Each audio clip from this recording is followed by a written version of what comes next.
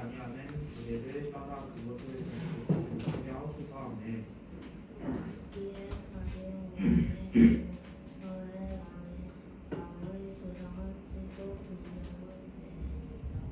다니엘이 이 조서에 왕의 도장이 찍힌 것을 알고도 자기 집에 올라가서는 육방에 올라가 예루살렘으로 향한 창문을 열고 전에 하던 대로 하루 3번씩 무릎을 꿇고 기도하며 그의 하나님께 감사하였더라. 자, 19절. 이튿날에 왕이 새벽에 일어나 급히 사자굴로 가서 호성에서는 20절. 다니엘이 된 불에 가까이 이르러서 슬퍼 소리질러 다니엘에게 묻되 살아계신 하나님의 종 다니엘아, 내가 항상 섬기는 내 하나님이 사자들에게서 능히 너를 구원하셨느냐 하니라. 다니엘이 왕에게 아뢰되 왕이여 원하건대 왕은 만수가 하옵소서.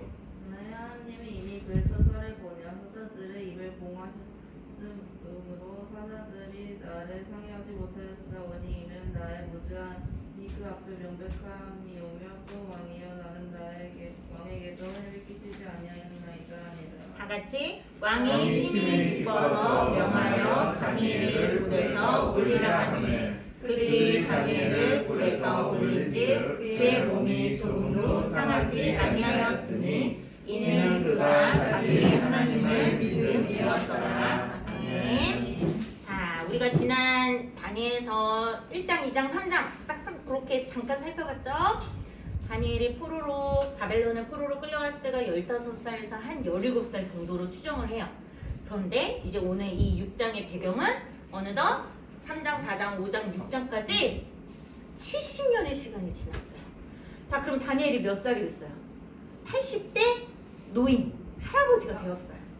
자, 바벨론이 엄청 강력한 바벨론이 페르시아에 의해서 망하게 되었어요.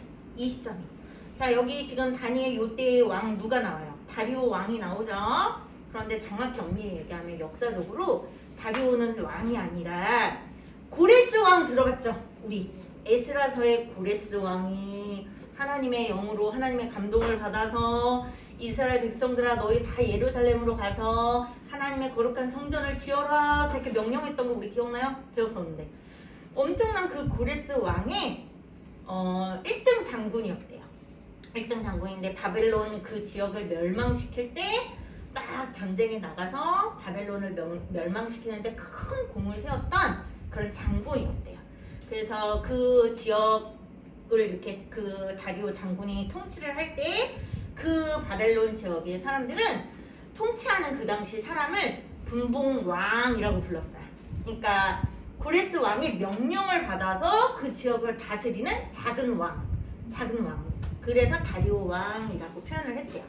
자, 그런데 이 다리오 왕이 그 바벨론이 이제 멸망했어요. 바벨론을 이렇게 탁 망가뜨리고 페르시아의 생각과 페르시아의 문화와 페르시아의 모든 정책을 그곳에서 이제 펼쳐야 되는데 12명의 장군도 세우고 120명의 장군도 세우고 총리도 세우고 장관도 세우고 여기 법관도 세우고 관원도 세우고 이렇게 막 다스리는 사람들을 세우는데 그 중에 제일 똑똑한 사람 3명을 총리로 세우고 그 중에 가장 똑똑한 사람 누굴까요? 주인공 바로 다니엘을 세웠어요. 자, 한번 우리 6장 3절 한번 봅시다. 3절. 자, 2절에 잠깐 보면 총리 셋을 두니 다니엘이 그 중에 하나라.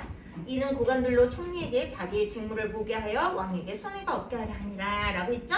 자, 그런데 3절을 한번 보세요. 한번 같이 읽읍시다. 시작. 다니엘은 마음이 민첩하여 총리들과 고관들 위에 뛰어남으로 왕이 그를 세워 전국을 다스리게 하고자 한지라. 자, 이렇게 막 장관도 있고요. 여러 가지 그런 직책이 있는데 그 120명 중에 누가 제일 뛰어나대요? 다니엘이 제일 뛰어났대요. 총리 3명을 세웠지만 그 총리 셋 중에서도 다니엘이 제일 뛰어나서 이 다리오 왕은 다니엘이 너무 마음에 들었어요. 너무 좋았어요. 그래서 그 중에 다리오 왕 다음 2인자로 만들기 위해서 정말 그를 세워 전국을 다스리고자 했대요. 그러면 나머지 119명의 장관들은 마음이 어떻겠어요? 저 다니엘 제 포로 국가 식민지 사람이잖아. 아니 포로 주제 우리보다 더 뛰어나다고? 진짜 어떡하지? 쟤 빨리 제거해야 되겠는데? 없애야겠는데? 이렇게 마음이 들었겠죠? 시기와 질투를 한 몸에 박았어요. 자 그래서 근데 야 털어봐. 한번 다니엘 좀 한번 털어봐. 야 뭔가 나올 거야. 야 털어서 먼지 안 나오는 사람 있어 없어? 은찬아 털어서 먼지 안 나오는 사람 있어요 없어요? 나와요. 많이 나오네. 자 우리 말에 야 털어서 먼지 안 나는 사람 어딨어? 이런 말 있죠? 그리고 어른들 또 이런 말 알아요 여러분? 감투 쓰면 사람이 변한다는 말 알아요? 뭐 이렇게 어떤 직책, 직위, 어떤 자리에 있으면 막 이렇게 변하기도 한대요. 자 어떤 자리가 그 사람으로 하여금 뭔가 책 잡을 게 나오도록 하기도 해요. 그리고 나는 가만히 숨만 쉬고 있었는데도 얼마든지 사람들은 나의 약점, 나의 단점 찾을 수 있을까요? 없을까요? 있어요. 되게 쉬워요. 우리도 바로 쟤는 이렇고 쟤는 이렇고 쟤는 이렇고 바로바로 다 할 수 있어요. 그쵸? 그런데 다니엘은 신기하게 여러분 4절 한번 읽어봅시다. 4절 우리 한 목소리로 시작. 이에 총리들과 고관들이 국사에 대하여 다니엘을 고발할 근거를 찾고자 하였으나 아무 근거 아무 찾지 못하였으니 이는 그가 충성되어 아무 그릇됨이 없고 아무 허물도 없음이었더라. 말이 되나요 여러분? 전도사님은 이거 보고도 우와 말도 안 돼. 어떻게 여러분 70년의 시간이 지났어요. 그쵸? 80대 노인네요. 노인 할아버지예요. 70년의 기간 동안 아무 허물도 없고 아무 어떤 책 잡을 게 없다는 게 말이 되나요? 없죠. 말이 안 되죠. 그런데 다니엘은 그랬대요. 자, 다니엘이 지금 현재만 뭐 잘못한 게 아니라 과거에도 뭔가 잘못했다면 얼마든지 그걸 가지고도 왕이시여 다니엘은 이렇게 잘못했던 사람입니다 하고 고자질 할 수 있잖아요. 그런데 다니엘은 그런 게 없었나 봐요. 자, 그렇게 할 수 있었던 이유. 그거는 먼저 이제. 그런데 다니엘은 여전히 다니엘을 미워하는 이 119명의 사람들이 머리를 이렇게 회의를 했어요. 우리가 다니엘을 어떻게 넘어뜨리지? 방법은 하나야. 다니엘이 열심히 하나님을 섬기잖아. 그 하나님이 섬기는 그 율법 있잖아. 그걸 이용하자. 어떻게? 자, 왕한테 가서 왕이시여, 우리 30일 동안, 한 달 동안 왕 이외에 어떤 신에게 기도를 하거나 어떤 무엇도 구하는 사람이 있다면 당장 사자굴에 넣기로 합시다. 그래야 왕이 다스리는 나라가 잘 이렇게 기강이 잡히지 않겠습니까? 왕이 들었을 때 오 좋다 그래 도장 꽝꽝 하고 이렇게 그런 법이 시행이 되게 됐어요. 자 그런데 다니엘은 우리가 10절에 한번 봅시다. 다니엘이 이 그런 법에 왕의 도장이 꽝꽝 찍힌 것을 알고도 자기 집에 돌아가서 윗방에 올라가 예루살렘으로 향한 창문을 열고 전에 하던 대로 하루 3번씩 무릎을 꿇고 기도하며 그의 하나님께 감사하였더라 라고 써 있습니다. 세상에 법이 통과됐어요. 왕 이외에는 누구한테도 기도를 하면 안 된대요. 누구한테도 뭘 간구하고 구하면 안 된대요. 그런데 다니엘은 원래 하던 대로 무엇을 했죠? 무릎을 꿇고 하나님께 기도하며 하나님께 감사했어요. 역시나 이것을 노렸던 나머지 119명의 사람들이 어떻게 했겠어요? 거봐 됐다 야 빨리 가자 이르자 왕한테 가서 왕이시여 다니엘이 이렇게 했습니다. 그랬더니 처음에는 왕도 근심했대요. 내가 좋아하는 내가 사랑하는 다니엘이 이렇게 좀 밤새도록 고민했대요. 저녁 때까지. 그러니까 이 나머지 사람들이 왕이시여 이 법은 물을 수 없습니다. 왕이 도장을 꽝 찍었잖아요. 그러니까 얼른 이 법대로 사자굴에 넣으세요. 그래서 다니엘은 사자굴에 들어가게 됩니다. 그런데 어떻게 됐죠? 우리가 아까 본문을 읽었지만 다리오 왕은 다니엘이 사자굴에 들어가 있는 동안 밤새도록 잠도 자지 않고 먹지도 않고 막 고민했어요. 내가 좋아하는 다니엘, 내가 사랑하는 다니엘이 죽었으면 어떡하지? 하고 다리오 왕은 그렇게 걱정했지만 새벽 일찍 다니엘이 갇혀있는 사자굴로 찾아가서 뭐라고 했죠? 자, 20절. 살아계신 하나님의 종 다니엘아, 내가 항상 섬기는 내 하나님의 사자들에게서 능히 너를 구원하셨니? 라고 물어봅니다. 그런데 원래 보통 같으면 다니엘의 대답이 있어야 돼요, 없어야 돼요? 당연히 굶주린 사자굴에 넣었으니 사람의 목소리가 들리면 안 되겠죠? 근데 다니엘은 대답해요. 네. 22절. 나의 하나님이 이미 그의 천사를 보내어 사자들의 입을 봉하셨대요. 막으셨대요. 사자들이 나를 상해하지 못하였으니 이는 나의 무죄함이. 저는 죄가 없어요. 그 앞에 명백하오며 또 왕이여 나는 왕에게 해가 되는 일을 왕에게 잘못한 일을 하나도 하지 않았기 때문입니다. 라고 고백합니다. 하나님이 다니엘을 사자굴 속에서 지키셨죠. 자, 그래서 이것은 왜 그러냐? 자, 하나님이 다니엘을 지키신 이유 23절 마지막 부분에 나와요. 마지막 줄. 이는 그가 자기의 하나님을 믿음이었더라 라고 나오죠. 자, 다니엘은 이런 놀라운 일을 겪었어요. 자, 그런데 다니엘도 참 대단해요. 우리가 아까 말했듯이 어떻게 흠이 하나도 없고 그리고 왕이 꽝꽝 도장을 찍었음에도 불구하고 이렇게 우리가 이런 사람들을 뭐라 그러죠? 와, 간이 크다 이런 말 하죠? 와, 간이 엄청 크다. 어떻게 그런 일을 해? 와, 도장을 꽝꽝 찍었음에도 불구하고 창문도 활짝 열고 원래 하던 대로 하나님 앞에 3번이나 무릎을 꿇고 기도를 합니다. 자, 이렇게 할 수 있는 이유 어떤 이유가 있냐? 우리 잠깐 9장으로 한번 넘어가 볼까요? 자, 다니엘서는 1장부터 6장까지 짧게 이렇게 어떤 사건들 위주로 6장까지 나왔어요.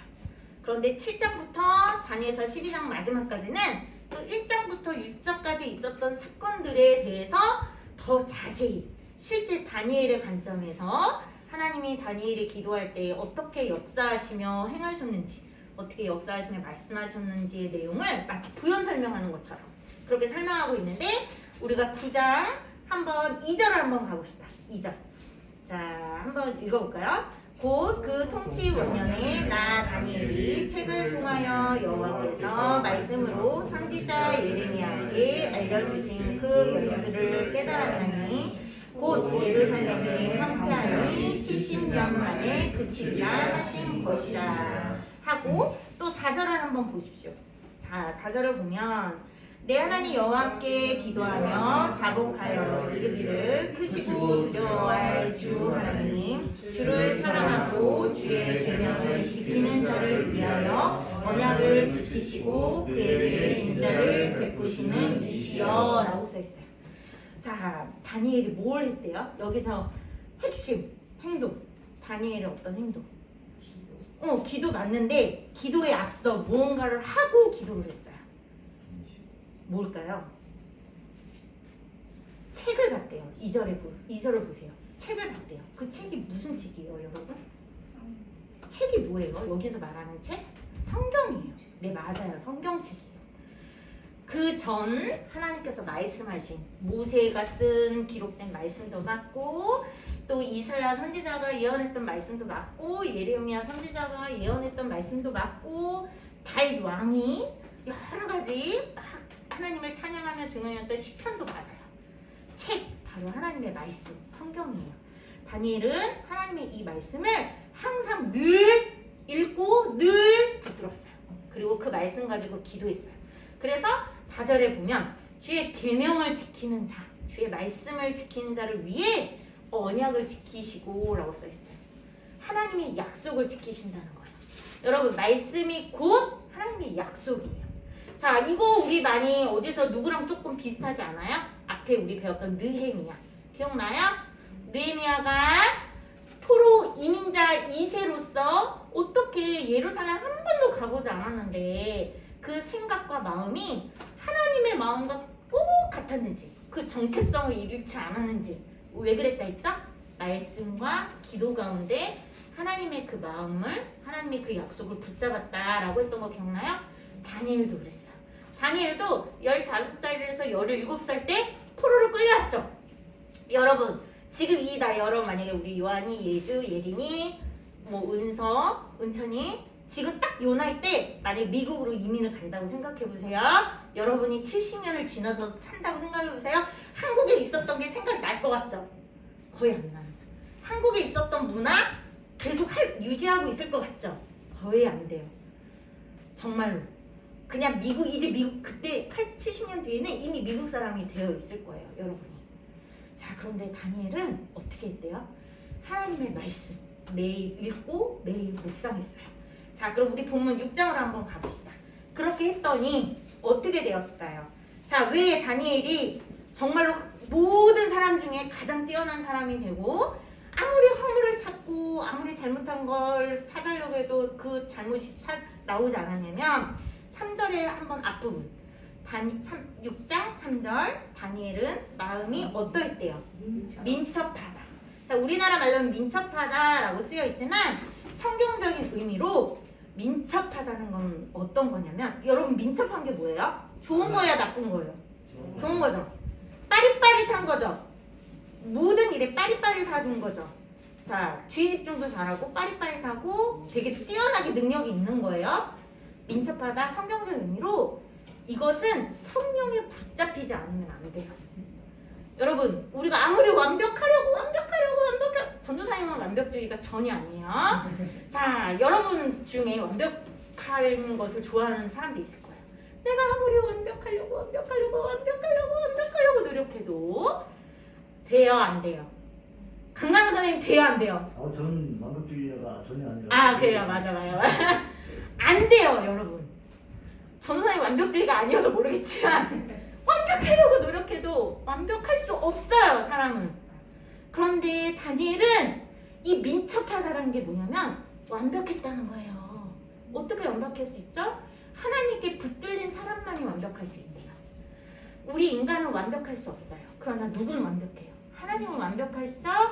완벽하신 하나님이 꽉 붙드시면 완벽할 수 있대요. 그렇기 때문에 4절에 다니엘에게 아무리 허물을 찾아보려고 하고 아무리 약점을 찾아보려고 하고 아무리 단점을 찾으려고 해도 그 많은 세월 동안 그의 허물과 그의 약점과 그의 단점을 찾을 수 없었다는 거예요. 누가 꽉 붙드셨기 때문에? 하나님의 성령이 다니엘을 붙들었기 때문에. 그런데 다니엘은 그 다니엘의 행동을 보면 우리가 알 수 있어요. 9장에서는 다니엘이 말씀을 붙들고 기도했죠. 그리고 우리 6장 10절에 한번 보세요. 과감하게 왕의 도장이 꽝꽝 찍혔다는 것을 알면서도 어떻게 했죠? 창문을 촥 열고, 전도사님 같으면 그날은 창문을 좀 닫아놓고 했을 것 같아요. 한 달 동안 그래 한 달만 창문을 좀 닫고 몰래 하자 이랬을 것 같아요. 그런데 다니엘은 어떻게 했대? 원래 하던 대로. 이게 중요해요, 여러분. 세 번째 줄에 전에 하던 대로. 이게 너무 중요하대요. 자, 이전에 하던 대로 창문을 활짝 열고 무릎을 꿇고 하나님께 하루에 3번 기도하며 하나님께 감사하는 그 신앙의 태도. 여러분, 우리도 하고 있어요, 그죠? 우리도 딸은 억지로 엄마가 성경 읽어라 해서 억지로 눈이 안 떠지는데 성경 읽고, 엄마가 성경 안 읽으면 밥 안 준다니까 억지로 우리 은찬이는 밥을 먹기 위해 성경을 억지로 읽고, 그런 것도 있어요, 그죠? 그리고 억지로 기도도 해요. 자, 그런데 다니엘은 우리가 이렇게 억지로 하는 이 태도를 좀 이제는 우리도 바꿔야 될 필요가 있는 것 같아요. 원래 하던 대로 다니엘이 억지로 말씀 읽고 억지로 기도를 했다면 이렇게 완벽할 수 있었을까요? 완벽하지 못했겠죠? 우리가 억지로 하는 것들을 이제는 조금 더 진지하게, 어제보다 오늘 조금 더 진지하게 말씀을 읽고 어제보다 오늘 조금 더 진지하게 기도를 하는 태도를 우리는 길러가야 되겠더라고요. 전도사님도 조금 더 진지하게 하는 태도. 민성아 와서 앉아봐. 앞에 앉아. 우리가 조금 더 진지하게, 어제보다 오늘 더 낫고 오늘보다 내일 더 진지하게 말씀을 대하는 태도와 기도하는 태도, 이것을 우리 훈련해 가야 해요. 그래야 진짜 다 생각해봐요, 여러분. 다 이 다니엘이 살고 있는 이 시대 때 왕이 느부갓네살, 그 다음에 벨사사 왕, 그 다음에 뭐 다리오 왕, 그리고 진짜 고레스 왕이 오기도 했어요. 그 다음에 뭐 여러 가지 그렇게 왕이 뭐 4번 5번 바뀌고, 나라가 바벨론에서 페르시아로 바뀌고, 엄청 복잡하고 정신이 하나도 없고 뭐가 뭔지 모르겠고 이 나라의 미래가 어떻게 될지 모르는 정말로 무시무시한 그런 상황 속에 살고 있었어요. 그럼에도 불구하고 다니엘은 흔들리지 않고 굳건하게 자기 자리를 지킬 수 있었던 비결, 진지하게 하나님의 말씀을 묵상하고 그 말씀을 붙들고 진지하게 하나님 앞에 기도드리는 그 삶의 태도가 다니엘이 정말로 마음이 민첩하게 완벽하게 그리고 아무 허물이 없도록 하나님께서 지키시고 보호하셨다라는 거예요. 그럼 다니엘은 당연히 하나님의 나라만이 영원하며 하나님께서 통치하신다는 것을 확신했겠죠. 그래서 다니엘은 이렇게 굳게 하나님만을 붙들고 나아갈 수 있었다라는 겁니다. 자, 여러분, 우리가 배워야 될 태도 멀리 있는 게 아니에요. 다니엘처럼 뭐 대한민국의 2인자가 되라 이런 말도 안 되는, 말이 될 수 있죠. 당연히 우리 인류의 일꾼들도 있고 인류의 희망도 있으니까. 그래서 은찬이가 나도 해줘요 그랬더니 대한민국의 희망이라고 하나 좀 별칭이 생겼어요. 자, 어쨌든 우리가 나중에 못할 일은 없지만 오늘 당장 우리가 할 수 있는 건 뭐예요? 하나님의 말씀을 조금 더 진지하게 읽는 거. 하나님, 그리고 그 읽은 말씀 가지고 조금 더 진지하게 하나님 앞에 기도 드리려고 좋은 습관을 만들어 가는 것. 이걸 경건의 훈련이라고 해요. 우리가 오늘 할 수 있는 것은 이거예요. 바로 이 경건의 훈련이 진지하게 하루하루 쌓이다 보면 하나님이 함께 하시는 사람, 하나님이 꽉 붙드셔서 그 마음이 민첩하게 완벽하게 말씀과 기도에 붙잡혀서 이렇게 아무 흠이 없고 아무 어떤 단점도 없이 하나님께서 사용하시고 쓰임받는 사람으로 우리 456개 어린이들 학생들 모두가 이렇게 되기를 간절히 바랍니다. 자, 우리 그럼 잠깐 기도할게요. 하나님 감사드립니다. 하나님, 다니엘의 이 작은 습관들, 그리고 정말로 나중에는 굳게 자리 잡은 이 거룩한 습관들, 하나님의 말씀을 붙잡고 기도하는 이것을 통해서 하나님께서 다니엘을 사용하시고 정말로 그 환경이 정말 칠흑같이 어두운 가운데서도 다니엘을 지키시고 보호하셨다는 것을 우리가 배우게 되었습니다.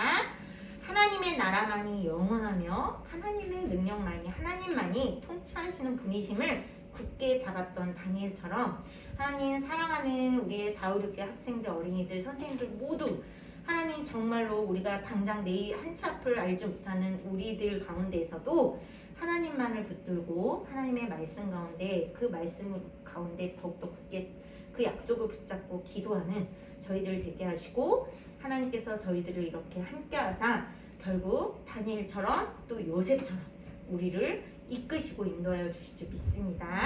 감사드리며 예수님의 이름으로 기도드립니다. 아멘.